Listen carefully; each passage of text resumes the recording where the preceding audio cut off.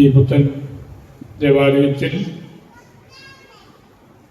അത് പണികഴിപ്പിച്ച വികാരിച്ചനോടും വികാരിയച്ഛന്മാരോടും ചേർന്ന് നമ്മുടെ ഈ ഇടവകയിലെ നല്ല മിടുക്കനായ ഒരു ശുപാർശന് ഈശോയുടെ തിരുപ്പട്ടം നൽകുന്ന അതിപാവനമായ ഒരു മണിക്കൂറാണ് നമുക്ക് മുന്നിലുള്ളത്.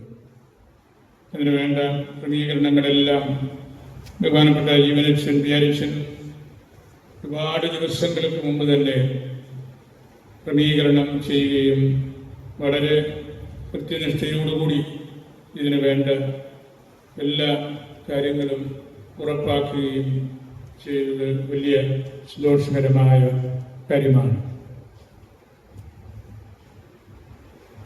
നമ്മളുടെ ശുമാശൻ പടിഞ്ഞാറേക്കുട്ട് തറവാട്ടിലെ ആളാണ്. മാതാപിതാക്കള് ജോസും ലിസിയും, സഹോദരങ്ങള് ആൽബിയും എബിയും, വലിയ മാതാപിതാക്കള് ജോട്ടിച്ചേട്ടനും അമ്മച്ചിയും ഈ കർമ്മത്തിൽ പങ്കെടുക്കുന്നുണ്ട്. അവർ ഭാഗ്യപ്പെട്ടവരാണ്. അവരുടെ കൊച്ചുമകന് ഇത്ര വലിയ പ്രാഗൽഭ്യത്തോടുകൂടി പഠനമെല്ലാം പൂർത്തിയാക്കി ഇവിടെ ഈ പള്ളിയിൽ ഇതുപോലെ സമർപ്പിക്കപ്പെടുന്നതിൽ തെക്കാത്ത് കുടുംബാംഗങ്ങളെയും ഞാൻ പ്രത്യേകമായിട്ട് ഓർക്കുന്നു. ശമാശൻ പഠിച്ചത് മംഗലപ്പുഴ അരുവാസനാലിലാണ്. നമ്മളുടെ പാറപ്രാക്കൽ കുര്യാക്കോസ് അച്ഛനും പാറപ്രാക്കൽ ഫ്രാൻസിസ് അച്ഛനുമൊക്കെ പഠിച്ച ലോകത്തിലെ ഏറ്റവും വലിയ ഒരു സെമിനാരിയാണ് മംഗലപ്പുഴ സെമിനാരി. പാറപ്രാക്കൽ കുര്യാക്കോസ് അച്ഛൻ്റെ ആ ഒരു വലിയ കാരുണ്യവും കൃപയും വഴിയായിരിക്കണം ഇടമുറിയാതെ ഈ ചെറിയ ഇടവകയിൽ നിന്ന് ധാരാളം വൈദികരെ പാലാരൂപതയ്ക്ക് വേണ്ടിയും മിഷൻ രൂപതകൾക്ക് വേണ്ടിയും നമുക്ക് ലഭിക്കുന്നു എന്നത്. മംഗലപ്പുഴ സെമിനാരിയിലെ ഫിലോസഫി പഠനശേഷം 3 വർഷങ്ങൾ പാലായിൽ താമസിച്ച് നമ്മുടെ സെന്റ് തോമസ് കോളേജിൽ പഠിച്ച് ഹിസ്റ്ററിയിൽ BA ബിരുദം അദ്ദേഹം കരസ്ഥമാക്കി. പിന്നീട് തിരിച്ച് മംഗലപ്പുഴ സെമിനാരിയിലേക്ക് ദൈവശാസ്ത്ര പഠനത്തിനായിട്ട് അദ്ദേഹത്തെ അയക്കുകയായിരുന്നു. നല്ല ബൗദ്ധിക നിലവാരം പുലർത്തിയിട്ടുണ്ട്. മിഷൻ ടെറിറ്ററികളോടൊക്കെ വലിയ താല്പര്യമുണ്ട്. നല്ല കഠിനാധ്വാനം ചെയ്യുന്നയാളാണ്.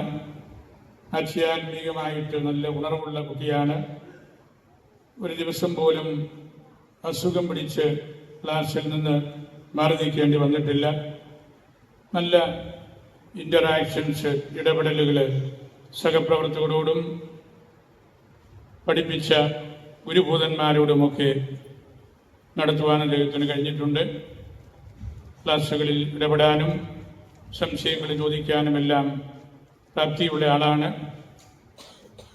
ഇതെല്ലാം ആലുവായിലെ റച്ചൻ അദ്ദേഹത്തെക്കുറിച്ച് തന്നിരിക്കുന്ന റിപ്പോർട്ടിലെ ചുരുക്കം ചില കാര്യങ്ങളാണ്. നല്ല കർഷകനാണെന്നും റച്ചൻ അതിൽ എഴുതിയിട്ടുണ്ട്. കയ്യൂരുകാരനാകൊണ്ട് ഇതിൽ വലിയ വിസ്മയം എനിക്ക് തോന്നിയില്ല. ഇവിടെയുള്ള എല്ലാവരും കൃഷിക്കാരാണ്, പ്രത്യേകിച്ച് പടിഞ്ഞാറേക്കുട്ട് തറവാട്ടുകാർ. അങ്ങനെ എല്ലാ മേഖലകളിലും അദ്ദേഹത്തിൻ്റെ പ്രാഗൽഭ്യം തെളിയിക്കാനായിട്ട് അദ്ദേഹത്തിന് കഴിഞ്ഞത് വലിയ ഭാഗ്യമാണ്. പല രൂപതയ്ക്ക് ഈ ഇടവക നൽകിയ വൈദികരെയെല്ലാം ഓർത്ത് ഞാൻ ഈ അവസരത്തിൽ നന്ദി പറയുകയാണ്. വലിയ പ്രതീക്ഷയോടുകൂടിയാണ് ദേവസ്യ ശംശാനായ കർത്താവിൻ്റെ കശീശ പുരോഹിതനായിട്ട് നമ്മൾ ഇപ്പോൾ അഭിഷേകം ചെയ്യുന്നത്. കൈവെപ്പ് പ്രാർത്ഥനയുടെ അവസാനം ശമാശന് വൈദിക വസ്ത്രം നൽകുമ്പോൾ നമ്മൾ അപേക്ഷിക്കുന്ന ഒരു പ്രാർത്ഥന ഞാനത് വായിക്കുകയാണ്. ഭൂമിയിൽ നിന്റെ ജീവിതകാലം മുഴുവൻ നൈർമല്യത്തോടും തീഷ്ണതയോടും വിശുദ്ധിയോടും കൂടെ തന്നെ പ്രീതിപ്പെടുത്തുവാൻ നമ്മുടെ കർത്താവായ ദൈവം നീതിയുടെ വസ്ത്രം എന്നേക്കുമായി നിന്നെ ധരിപ്പിക്കട്ടെ. ഇതാണ് അച്ഛനായി കഴിഞ്ഞ ആദ്യ നിമിഷത്തിൽ സഭ അദ്ദേഹത്തോട് ആവശ്യപ്പെടുന്നതും സഭ അദ്ദേഹത്തെ ധരിപ്പിക്കുന്നതും. അദ്ദേഹം ധരിക്കുന്ന ആ വസ്ത്രമാണ് കാപ്പ. വൈദികരായി ഞങ്ങൾ ഉപയോഗിക്കുന്ന മേൽവസ്ത്രം പൈന എന്നും അതിനെ വിളിക്കാറുണ്ട്.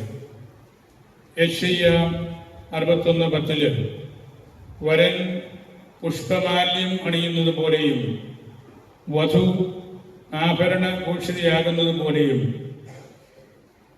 അവിടുന്ന് എന്നെ രക്ഷയുടെ ഉടയാടകൾ ധരിപ്പിക്കുകയും നീതിയുടെ മേലങ്കി അണിയിക്കുകയും ചെയ്തു. കാപ്പ നീതിയുടെ മേലങ്കിയാണ് എന്ന ബോധ്യത്തിൽ വേണം ഓരോ പുരോഹിതനും ജീവിക്കാൻ. ശരിതെറ്റുകൾ വിവേചിച്ചറിഞ്ഞ് പക്ഷപാതമില്ലാതെ പെരുമാറുകയും മറ്റുള്ളവരുടെ അവകാശങ്ങൾ മാനിക്കുകയും നിയമങ്ങൾ പാലിക്കുന്നവരെന്ന് ഉറപ്പുവരുത്തുകയും ചെയ്യുമ്പോഴാണ് ഒരു വ്യക്തി, ഒരു പുരോഹിതൻ നീതിമാൻ എന്ന പേരിന് അർഹനാകുന്നത്. കാപ്പയ്ക്കുള്ളിലെ പുരോഹിതൻ നീതിയില്ലാത്തവൻ ആകരുത്. പുരോഹിതൻ ദൈവത്തോടും തന്നോട് തന്നെയും തനിക്ക് ഫലമേൽപ്പിക്കപ്പെട്ടിരിക്കുന്നവരോടും നീതി പുലർത്തുവാനായിട്ട് കടപ്പെട്ടവനാണ്. ഓരോ പ്രാവശ്യവും കാപ്പ അണിയുമ്പോൾ തൻ്റെ ദൗത്യം എന്താണെന്ന് ഓരോ പുരോഹിതനും ഓർമ്മിച്ച് ഹൃദയത്തിൽ സൂക്ഷിക്കണം. ഭൂമിയിൽ ജീവിതകാലം മുഴുവൻ നമ്മൾ പുലർത്തേണ്ട ഒരു മനോഭാവമാണ് അത്. നീതിയില്ലാത്ത പുരോഹിതനെ ആർക്കും ഇഷ്ടമില്ല. അവരെല്ലാം രണ്ടാം തരം പുരോഹിതന്മാരാണ്. ഇന്ന് ലോകത്തിന് ഒട്ടും ആവശ്യമില്ലാത്ത ഒരു വിഭാഗമാണ് രണ്ടാം തരം പുരോഹിതന്മാർ.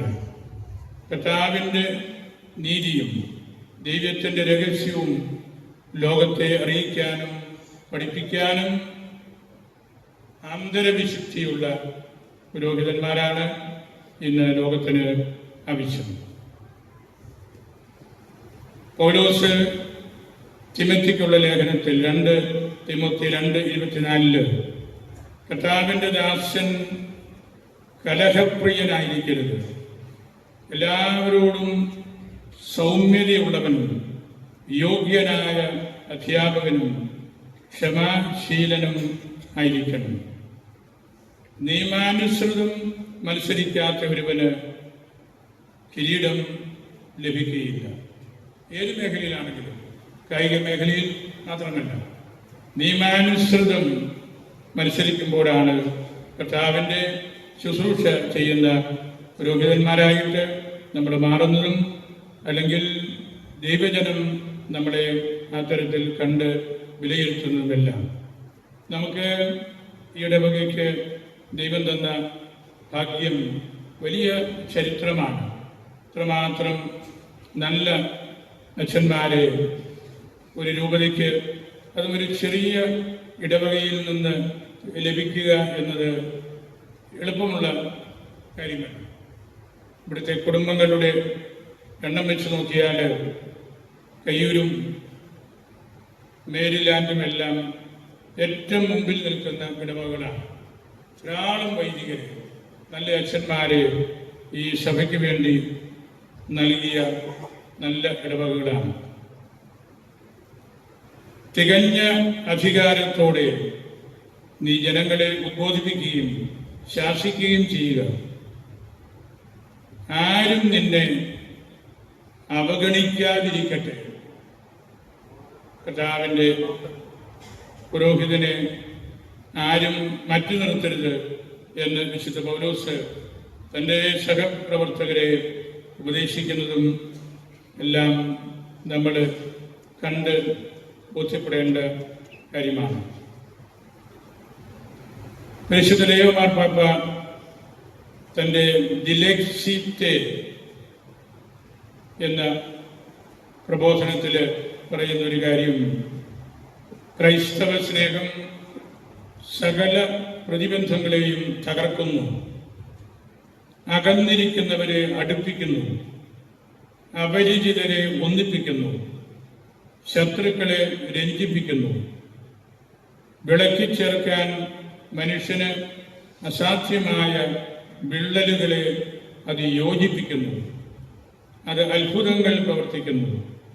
അതിന് പരിമിതികളില്ല. അസാധ്യമെന്ന് തോന്നിക്കുന്നവയെ സാധ്യമാക്കുന്നു. സ്നേഹമെന്നത് ജീവിക്കുന്നതിനുള്ള വെളിച്ചമാണ്. പരിശുദ്ധ പിതാവിൻ്റെ വാക്കുകൾ ദൈവജനത്തിനു വേണ്ടി കഠിനാധ്വാനം ചെയ്യുന്ന എല്ലാ വൈദികർക്കും അറിയാവുന്നതാണ്. ഒരു 30-35 കൊല്ലം പുറകോട്ട് നമ്മളൊന്ന് നോക്കിയാൽ പാലാരൂപതയ്ക്കുള്ളിലെ പോലെ പുത്തൻ ദേവാലയങ്ങളും കാര്യശാലകളും പള്ളിക്കൂടങ്ങളും വൈദിക മന്ദിരങ്ങളും കൽക്കുരിശുകളും കൊടിമരങ്ങളും എല്ലാം നിർമ്മിച്ച ഒരു സ്ഥലവും കാണുകയില്ല. പല മുഴുവനും നവീകരിക്കപ്പെട്ടു. നമ്മുടെ ഈ കിഴക്കൻ പ്രദേശങ്ങളിലുള്ള എല്ലാ പള്ളികളും പൊളിച്ച് പുത്തനായിട്ട് പണിതു. അതെല്ലാം നമ്മുടെ അച്ഛന്മാർ കഠിനാധ്വാനം ചെയ്യുന്നവരും നമ്മുടെ അൽമായർ പങ്കുവയ്ക്കുന്നവരും സിസ്റ്റേഴ്സ് പ്രാർത്ഥിക്കുകയും പങ്കുവയ്ക്കുകയും ചെയ്യുന്നവരുമെല്ലാം ആയതുകൊണ്ടാണ് അത്ഭുതകരമായ രീതിയിൽ നമുക്ക് മുമ്പോട്ട് പോകാനായിട്ട് സാധിച്ചു. നമുക്ക് വിസ്മയം തോന്നും. നമ്മൾ പഴയ 10-30 കൊല്ലങ്ങൾക്ക് മുൻപുള്ള കയ്യൂരിൻ്റെ കാര്യം തന്നെ ആലോചിച്ചാൽ മതിയല്ലോ. അടിസ്ഥാനപരമായിട്ട് ഇവിടെ മാറി. ഒരച്ഛൻ, കർത്താവിൻ്റെ ഒരു പുരോഹിതൻ, കാപ്പതിരിക്കുന്ന അച്ഛൻ നീതിയോടെ പെരുമാറുമ്പോൾ ലോകത്തിൽ നടക്കുന്ന അത്ഭുതങ്ങളാണ്. ഈ നാടുകളിൽ ഇവിടെയും നിരവധിയായ കാര്യങ്ങൾ പുത്തൻ വികാരിച്ചൻ നടപ്പിലാക്കി. അതൊക്കെ നമുക്ക് വേണ്ടിയാണ്, ദൈവജനത്തിന് വേണ്ടിയാണ്. അച്ഛന്മാർ ഇന്നല്ലെങ്കിൽ നാളെ മാറിപ്പോകുന്നവരാണ്. അവര് ഇവിടെ സ്ഥാപിക്കുന്നതെല്ലാം ദൈവജനത്തിന് വേണ്ടിയാണ്, ഇടവക്കാർക്ക് വേണ്ടിയാണ്. അങ്ങനെ പ്രായോഗിക മേഖലകളിലൊക്കെ നല്ല പ്രാവീണ്യമുള്ള ശുമാശനാണ് ദേവസ്യ. നല്ല ക്രിസ്തീയ പൈതൃകമുള്ള കുടുംബത്തിലെ ആളാണ്. കയ്യൂരിൻ്റെ വൈവിധ്യമാർന്ന സംസ്കാരം അറിയാം. ഇവിടെ ധാരാളം ഹൈന്ദവ സഹോദരങ്ങളും നമ്മൾ ഒന്നിച്ച് ഇടകലർന്ന് ജീവിക്കുന്നവരാണ്. വലിയൊരു സ്നേഹം അവർ നമുക്ക് എന്നും നൽകിക്കൊണ്ടാണ് ഇരിക്കുന്നത്. ആ ഒരു പിൻബലത്തിൽ നമുക്ക് കൂടുതൽ ശ്രദ്ധിക്കാനും പ്രവർത്തിക്കാനും ഒക്കെ സാധിക്കുന്നുണ്ട്. കർത്താവ് നമുക്ക് തന്ന പ്രകൃതി രമണീയമായ ഈ ദേശം ദൈവത്താൽ പ്രത്യേകമായിട്ട് അനുഗ്രഹീതമായ ഒരു കാര്യമാണെന്ന് കൂടി ഞാൻ നിങ്ങളെ ഓർമ്മിപ്പിക്കട്ടെ. ഇന്നത്തെ സുവിശേഷത്തെക്കുറിച്ചുകൂടെ 1-2 നിമിഷങ്ങളൊന്ന് പറഞ്ഞുകൊള്ളട്ടെ. 11-ാം മണിക്കൂറിൽ ഉടമസ്ഥൻ, കാര്യസ്ഥൻ പതിവനുസരിച്ച് നാൽക്കവലിയിൽ ജോലിക്കാരെ വിളിക്കാൻ വേണ്ടി ഇറങ്ങി നിൽക്കുകയാണ്. ഓരോ മണിക്കൂറിലും വന്നവരെയെല്ലാം അദ്ദേഹം വിളിച്ചു. ഒരു 10-50 കൊല്ലം മുമ്പൊക്കെ നമ്മുടെ നാട്ടിലൊക്കെ എങ്ങനെയായിരുന്നു. കരുവത്തുറയും രാമപുരത്തുമൊക്കെ ഞാൻ കണ്ടിട്ടുണ്ട്. പണിക്ക് പോകാൻ തയ്യാറുള്ളവർ കൂട്ടമായിട്ട് വന്ന് ഒരു സ്ഥലത്ത് നിൽക്കും. ആവശ്യക്കാർ അവരെ കൂട്ടിക്കൊണ്ടു പോവുകയാണ്. അതൊരു പൊതു കൾച്ചറിൽ പെടുന്ന സാമ്പ്രദായികമായ ഒരു കാര്യമായിരുന്നു. അങ്ങനെ പല മണിക്കൂറുകളിലെല്ലാം ജോലിക്കാർ യജമാനൻ്റെ കൂട്ടത്തിൽ പോയി 11-ാം മണിക്കൂർ ഒരു അവസാനത്തെ സമയം മണിക്കൂർ എന്നുള്ള ആ സങ്കല്പമാണല്ലോ. യജമാനൻ 11-ാം മണിക്കൂറിൽ നോക്കിയപ്പോഴും അവിടെ ആളുകൾ നിൽപ്പുണ്ട്. അവരെയും യജമാനൻ വിളിച്ചു. നിങ്ങളെന്താണ് വെറുതെ നിൽക്കുന്നത് എന്ന് ചോദിച്ചപ്പോൾ അവർ പറഞ്ഞ ഉത്തരം നമ്മളൊന്ന് ശ്രദ്ധിക്കേണ്ടതാണ്. ഞങ്ങളെ ആരും വിളിച്ചില്ല. നെമോ നോസ് കൊന്തുസിറ്റ്. ആരും ഞങ്ങളെ ഇതുവരെ വിളിച്ചില്ല. അതിലൊരു ദൈവവിളിയുടെ ഒരു പരാമർശമുണ്ട്. നിന്നെക്കുറിച്ച്, യജമാനെ കുറിച്ച്, സുവിശേഷത്തെക്കുറിച്ച്, ദൈവത്തെക്കുറിച്ച് ആരും ഞങ്ങളോട് ഇതുവരെ ഒന്നും പറഞ്ഞിട്ടില്ല. അതുകൊണ്ട് മുന്തിരിത്തോട്ടത്തിലേക്ക് പ്രവേശിക്കാൻ ഞങ്ങൾക്ക് ഇതുവരെ സാധിച്ചില്ല. യജമാനൻ അവരിൽ അലിവ് തോന്നി അവരെയും കൃഷിയിടങ്ങളിലേക്ക്, മുന്തിരിത്തോട്ടത്തിലേക്ക് കൊണ്ടുപോയി അവരും ആ 1 മണിക്കൂർ അധ്വാനിച്ചു. ആധുനിക വേദശാസ്ത്രികൾ പറയാറുണ്ട്, ഇവരും ഒരുപക്ഷെ പ്രഭാതം മുതൽ അവിടെ നിന്നവരായിരിക്കാം. അവർക്ക് കഴിവുള്ളവരായിട്ട് യജമാനന് തോന്നിയില്ലായിരിക്കാം. അനാരോഗ്യമുള്ളവരായിട്ട് തോന്നിക്കാണും. രോഗമുള്ളവരായിട്ട് തോന്നിക്കാണും. അവരെ അവിശ്വസ്തരായിട്ട് തോന്നിക്കാണും. അങ്ങനെ നമ്മൾ ഉപേക്ഷിക്കും ആളുകളെ. അങ്ങനെ ഉപേക്ഷിക്കപ്പെട്ടവരായിട്ട് നിന്നവരും ആകാം. ഏത് വിധത്തിലുള്ളവരാണെങ്കിലും ദൈവം അവരോട് വലിയ കരുണ കാണിച്ച് തൻ്റെ തോട്ടത്തിലേക്ക്, അത് ദൈവശാസ്ത്രപരമായ അർത്ഥത്തിൽ സുവിശേഷവൽക്കരണമാകുന്ന മിഷൻ ശുശ്രൂഷയാണ്. കേവലം ഒരു മുന്തിരിത്തോട്ടത്തിൽ പണിയെടുക്കുന്നത് മാത്രമല്ലല്ലോ. വൈകുന്നേരമായപ്പോൾ ഒരുപക്ഷേ ജീവിതത്തിൻ്റെ അന്ത്യത്തിൽ നമുക്ക് കിട്ടുന്ന കാര്യങ്ങളായിരിക്കാം. അവിടെ യജമാനൻ ദൈവം എല്ലാവർക്കും സമ്മാനം കൊടുത്തു. സമ്മാനം കൊടുത്തപ്പോൾ കീഴ്വഴക്കങ്ങൾക്ക് വിരുദ്ധമാണെന്ന് കൂടുതൽ മണിക്കൂർ ജോലി ചെയ്തവർ പറഞ്ഞു. അവര് ഗ്രൂപ്പായിട്ട് മാറി നിന്ന് യജമാനെതിരായിട്ട് പിറുപിറുത്തു. നമ്മളുടെ പതിവതല്ല എന്ന് പറഞ്ഞു. ബ്രോക്കറായിട്ട്, ലാൻഡ് ഓണറായിട്ട് ഞങ്ങളെ വിളിക്കുമ്പോൾ ഞങ്ങൾക്ക് ആവശ്യത്തിന് പണം തരിക എന്ന കീഴ്വഴക്കമാണുള്ളത്. മണിക്കൂറുകളനുസരിച്ചാണ് ഞങ്ങൾക്ക് കൂലി. ദിവസം മണിക്കൂറുകളായിട്ട് തിരിച്ചു വെച്ചിരിക്കുകയാണ്. ഞങ്ങൾ പകൽ മുഴുവൻ അധ്വാനിച്ചു.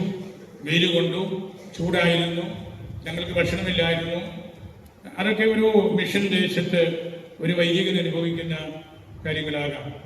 ഭക്ഷണമില്ല, ദൈവത്തെക്കുറിച്ച് പറഞ്ഞ് നടന്ന് കാല് പൊട്ടി കീറി ഇരിക്കുന്ന അവസരമായിരിക്കാം. കർത്താവ് അങ്ങനെ പറഞ്ഞവരോട് ഒരു കാരുണ്യവും കാണിച്ചില്ല. കർത്താവ് അവരോടും പറഞ്ഞു, 1 ദിനാറായിക്ക് അല്ലേ നിങ്ങളെ ഞാൻ വിളിച്ചത് എന്ന് പറഞ്ഞാലേ, 1 ദിനാറാ കൂലി തരാം എന്ന് പറഞ്ഞാണ് നിങ്ങളെ വിളിച്ചത്. ഞാൻ വിശ്വസ്തനാണ്, അനീതി കാണിക്കുന്നില്ല. നിങ്ങളോട് പറഞ്ഞത് ഞാനിപ്പോൾ പാലിക്കുകയാണ്. ഒരുപക്ഷെ നമ്മൾ നോക്കുമ്പോൾ ഒരു ആധുനിക ഇൻഡസ്ട്രിയൽ റിലേഷൻസിൽ നോക്കുമ്പോൾ ഒരു സോഷ്യൽ ഇൻജസ്റ്റിസ് അതിൽ കണ്ടേക്കാം. മണിക്കൂർ അനുസരിച്ച് പ്രതിഫലം നൽകുന്ന, സ്വീകരിക്കുന്ന സമ്പ്രദായമുണ്ട്.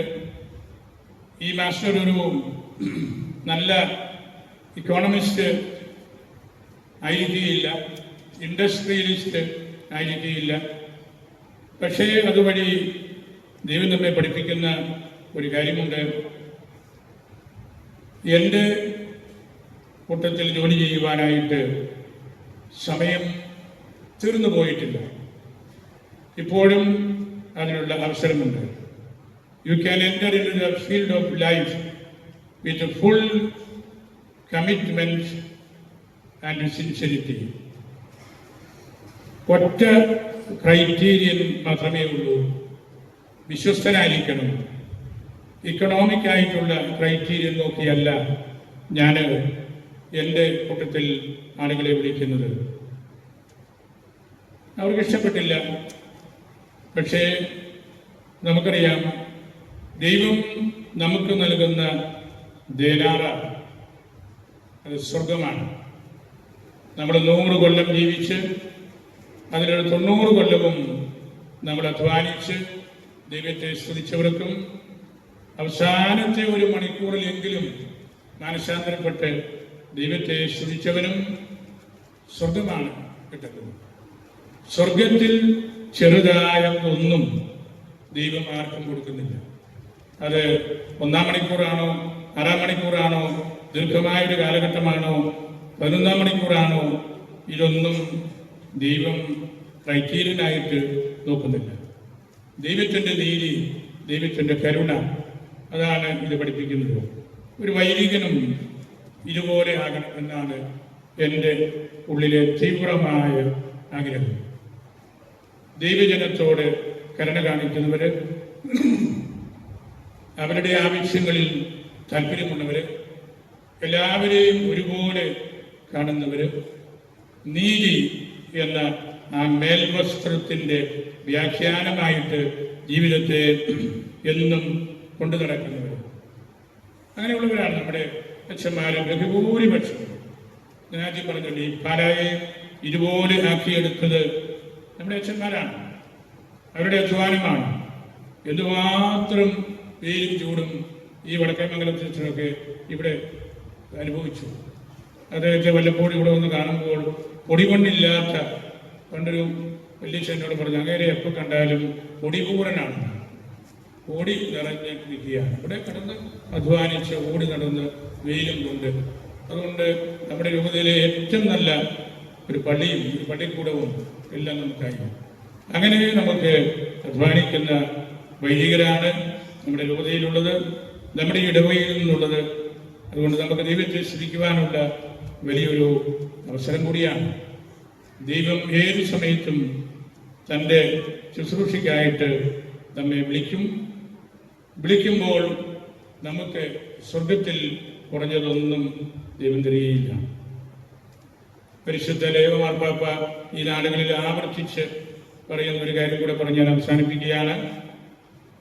സാധാരണക്കാരോട് നിങ്ങളൊരു താല്പര്യം കാണിക്കുക എന്നത് മാത്രമല്ല, അവരെ നിങ്ങൾ സ്വന്തമായിട്ട് കരുതണം.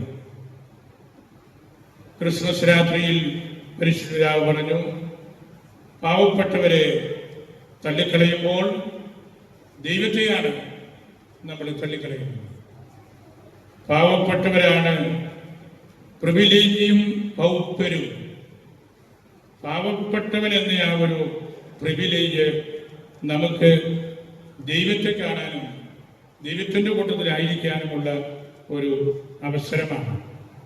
അതുകൊണ്ട് നമ്മുടെ വൈദികരെല്ലാവരും പരിശുദ്ധ പറഞ്ഞു, അൺഡിവൈഡഡ് ആയിട്ടുള്ള ഒരു ട്രഡീഷനാണ് പാവപ്പെട്ടവർ. ദരിദ്രര് എന്നും നിങ്ങളുടെ കൂടെ ഉണ്ട്. അത് ഇന്ററപ്റ്റഡ് ആയിട്ടുള്ള ഒരു കാര്യമായിട്ട് നിൽക്കുകയാണ്. അതൊരു വലിയ ട്രഡീഷനാണ്, ദൈവത്തെ കണ്ടെത്താനുള്ള വലിയൊരു ട്രഡീഷനാണ് പ്രിവിലേജിയും പൗപ്പരും. അതുകൊണ്ട് ആ ഒരു വലിയ സന്തോഷകരമായ വാർത്ത നമ്മളും ഹൃദയത്തിൽ സൂക്ഷിക്കണം. മനുഷ്യര് ഒറ്റച്ചെലവുള്ള മാലാഖമാരെന്ന് വേദശാസ്ത്രികൾ പറഞ്ഞു വെച്ചിട്ടുണ്ട്. മനുഷ്യർ മാലാഖമാരെ പോലെയാണ്, പക്ഷെ ഒറ്റച്ചിറയിൽ നമുക്ക് പറക്കണമെങ്കിൽ രണ്ട് മനുഷ്യർ ഒന്നിച്ച് സഹകരിക്കണം, അല്ലെങ്കിൽ ഒരു സമൂഹം ഒരുമയിൽ നിൽക്കണം. അപ്പോൾ മാത്രമേ ചിറകുകളോടുകൂടി ജീവിക്കുന്നവരും പറക്കുന്നവരും ലക്ഷ്യസ്ഥാനത്ത് എത്തുന്നവരുമായിട്ട് നമുക്ക് മാറാനായിട്ട് കഴിയുള്ളൂ. അങ്ങനെ വലിയ കൂട്ടായ്മയുടെ പ്രവർത്തനത്തെ നമുക്ക് ഹൃദയത്തിൽ സൂക്ഷിക്കാം. ഞാൻ സഭാപിതാക്കന്മാരിൽ നിന്ന് വായിച്ച ഒരു ചെറിയ വാക്യം എന്ന് ഓർമ്മിപ്പിക്കുകയാണ്. ആദ്യ നൂറ്റാണ്ടിലെ 3ഉം 4ഉം ആദ്യ നൂറ്റാണ്ടിലെ വൈദികര് ഗോൾഡൻ ആയിരുന്നു, കാസ വുഡൻ ആയിരുന്നു, തടി. ഇന്ന് കാസ ഗോൾഡൻ ആകുകയും വൈദികര് പലപ്പോഴും വെറും തടിയായിട്ട് ഉടനായിട്ട് പ്രവർത്തിക്കുകയും ചെയ്യുന്നു. നമ്മുടെ ഹൃദയത്തിൽ എടുക്കേണ്ട തിരുവചനം പോലെയുള്ളൊരു കാര്യമാണ്. നമ്മളാണ് ഗോൾഡൻ ആകേണ്ടത്. ദൈവത്തിൻ്റെ പക്കല് എന്നും പരിശുദ്ധിയുള്ള വൈദികരെ പോലെ ആകേണ്ടത്. നമുക്ക് തീവ്രമായിട്ട് അതിനുവേണ്ടി പ്രാർത്ഥിക്കാം, അപേക്ഷിക്കാം. ദൈവം ഈ ചെറിയ ഇടവകയോട് നിരന്തരമായിട്ട് ഭക്ഷിച്ചുകൊണ്ടിരിക്കുന്ന കൃപകളെ ഓർത്ത് ദൈവത്തെ നമുക്ക് സ്തുതിക്കുവാനുള്ളൊരു അവസരം കൂടിയാണ്. ധാരാളം ആളുകൾ ഈ ശുശ്രൂഷയിൽ വളരെ അസൗകര്യമുള്ളൊരു സമയമാണ് ഞായറാഴ്ച ഈ മണിക്കൂർ. എങ്കിലും നിങ്ങൾ ധാരാളം പേര് ഇതിൽ വരികയും പ്രാർത്ഥിക്കുകയും ചെയ്യുന്നു.